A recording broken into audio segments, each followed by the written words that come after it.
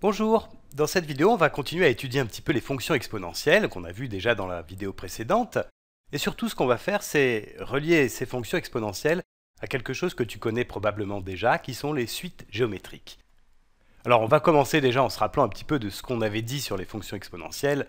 En fait, une fonction exponentielle c'est une fonction dans laquelle la variable apparaît en exposant dans la définition de ma fonction. Donc, par exemple, si je prends cette fonction-là, h de x, qui est égal à 1 quart fois 2 élevé à la puissance x. Ça, c'est une fonction exponentielle. La variable x apparaît ici en exposant dans la définition de la fonction h. Alors, je peux te donner un autre exemple.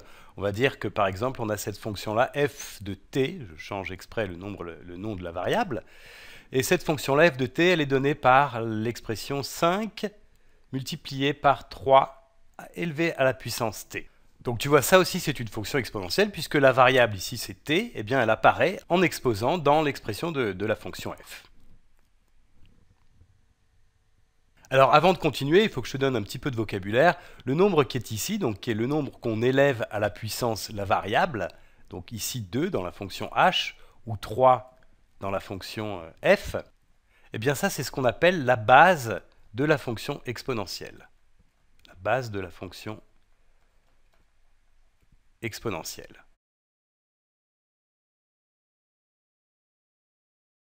Et tu dois facilement relier ça au vocabulaire qu'on utilise dans le cas des puissances. 2 élevé à la puissance x, c'est une puissance de base 2. Alors maintenant, on va faire quelque chose qui est très fréquemment utilisé, c'est qu'on va étudier ces fonctions-là, mais uniquement pour des variables entières. Donc on va prendre la variable n, qui appartient à l'ensemble des entiers naturels. Et donc en fait, on va définir une suite. Alors par exemple, on va définir la suite un, qui est égale à h de n. Donc tu vois que la différence ici, c'est que la variable x était un nombre réel. Maintenant, je vais considérer uniquement des valeurs entières de la variable x. Donc je les note par n ici. Et puis pour la fonction f, c'est pareil. On va définir la suite vn, qui va être définie par vn, c'est f de n. Alors ce qui est intéressant ici, c'est que du coup, puisqu'on considère des valeurs entières, on va pouvoir parler de valeur initiale. Valeur initiale.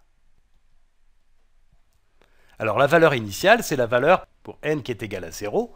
Donc pour la suite un, la valeur initiale, c'est u de 0. Et u de 0, c'est h de 0. Et h de 0, du coup, on peut le calculer à partir de cette expression-là. En fait, c'est 1 quart fois 2 élevé à la puissance 0. 1 quart fois 2 élevé à la puissance 0. 2 élevé à la puissance 0, c'est 1. Donc 1 quart fois 2 élevé à la puissance 0, c'est 1 quart. Donc la valeur initiale de cette suite-là, c'est U0 qui est égal à 1 quart. Pour la suite Vn, j'aurais dû faire ça en jaune, mais enfin tant pis. Pour la suite Vn, la valeur initiale, c'est V0 qui est égal à F de 0. Et f de 0, on le calcule exactement de la même manière avec cette expression-là pour t égale à 0. Donc ici, on va faire 5 fois 3 élevé à la puissance 0. 3 élevé à la puissance 0, ça fait 1. Donc finalement, la valeur initiale de cette suite Vn, eh bien c'est 5 fois 1, c'est-à-dire 5. Voilà, ça c'est une première chose. Quand on parle de suite, on a une valeur initiale, avec un E, pardon. Voilà. Et on arrive à la calculer à partir de l'expression de la fonction. Autre chose qui est très intéressant à remarquer, c'est que ce qu'on a appelé tout à l'heure la base de la fonction exponentielle, eh bien dans notre cas ici, ça va être en fait la raison d'une suite géométrique. Donc la base, dans ce cas, la base, c'est la raison de la suite géométrique. La raison de la suite géométrique. Tu vas voir que c'est exactement, là je te le dis, mais tu vas voir que c'est exactement ça. Et pourquoi est-ce que c'est exactement ça? Eh bien parce qu'en fait, si tu prends par exemple h de 1 maintenant, h, donc u1, c'est h de 1. h de 1, c'est 1 quart fois 2 élevé à la puissance 1. Donc c'est 1 quart fois 2, 1 quart fois 2. Et en fait, 1 quart, on a vu que ça c'était U0. Donc finalement, U1, U1, eh bien c'est 2 fois U0. 2 fois U0. Donc pour obtenir le terme U1, on prend le terme U0 et on le multiplie par 2. Si je veux calculer U2 maintenant, U2, eh bien c'est H de 2, on l'a vu tout à l'heure. Et H de 2, c'est 1 quart fois 2 élevé au carré. Qu'on peut écrire comme ça, c'est 1 quart fois 2 fois 2. Puisque 2 élevé au carré, c'est 2 fois 2. Et là, ce qu'on peut remarquer, c'est que ce terme-là, 1 quart fois 2, ça c'est U1. Donc finalement, U2, c'est U1 fois 2. Donc tout à l'heure, pour obtenir U1, il fallait prendre U0 et le multiplier par 2. Et là, on voit que pour calculer U2, il faut prendre U1 et le multiplier par 2 encore une fois. Donc c'est pour ça que là, on reconnaît bien la raison de la suite géométrique. Et si tu veux, on peut formaliser ça encore un petit peu plus.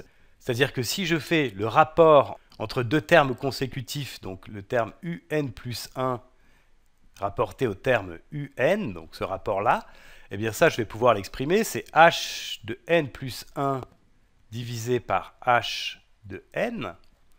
H de N plus 1, c'est 1 quart fois 2 élevé à la puissance N plus 1, divisé par H de N, qui est 1 quart fois 2 élevé à la puissance N. Ici, les termes 1 quart se simplifient, et puis 2 élevé à la puissance n plus 1 divisé par 2 élevé à la puissance n, eh bien ça fait 2. Donc tu vois que le rapport entre deux termes consécutifs est constant, il est égal à 2, et ça c'est tout à fait la manière dont on avait défini la raison d'une suite géométrique. Donc voilà, ça c'est très important. Quand on a une fonction exponentielle et qu'on restreint les valeurs de la variable à des valeurs entières, eh bien on obtient une suite géométrique qui a une certaine valeur initiale qu'on calcule pour n égale 0, ou dans certains cas n égale à 1. Et puis la base de la fonction exponentielle, ce qu'on avait appelé la base ici, eh bien c'est la raison de notre suite géométrique. Alors maintenant, si par exemple quelqu'un vient te voir et te dit j'ai une fonction exponentielle, une certaine fonction exponentielle, cette fonction exponentielle je l'appelle g, et je sais que sa valeur initiale, la valeur initiale de cette fonction, eh bien c'est 5, on va dire, par exemple. Et je sais aussi que la base de cette fonction exponentielle, c'est 6. Alors, à partir de ces indications-là, on peut tout de suite déterminer, sachant que g est une fonction exponentielle, on peut tout de suite déterminer son expression. Et son expression, ça va être g de x, qui est égal à 5, la valeur initiale, multipliée par 6 élevé à la puissance x. Voilà, c'est vraiment ça. La valeur initiale, c'est la valeur qu'on obtient pour x égale 0, donc c'est 5. Et la base, c'est le nombre qu'on va élever à la puissance la variable.